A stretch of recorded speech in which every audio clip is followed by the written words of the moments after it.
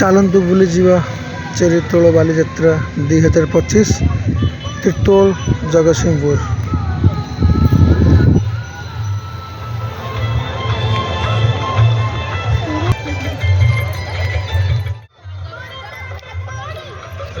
ଭଳି କିଭଳି ସାଜସଜ୍ଜା ସହିତ ମନୋରଞ୍ଜନର କାର୍ଯ୍ୟକ୍ରମ ବି ଏଠାରେ ହେଉଅଛି। ବହୁତ ପରିମାଣରେ ଷ୍ଟଲ୍ ପଡ଼ିଛି, ଯେପରିକି କପଡ଼ା, ଖାଦ୍ୟ, ଷ୍ଟେସନାରୀ, ବହୁତ ଆଇଟମର ଷ୍ଟଲ୍ ପଡ଼ିଛି।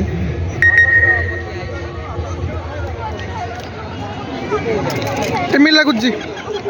ଭଲ ଲାଗୁଛି?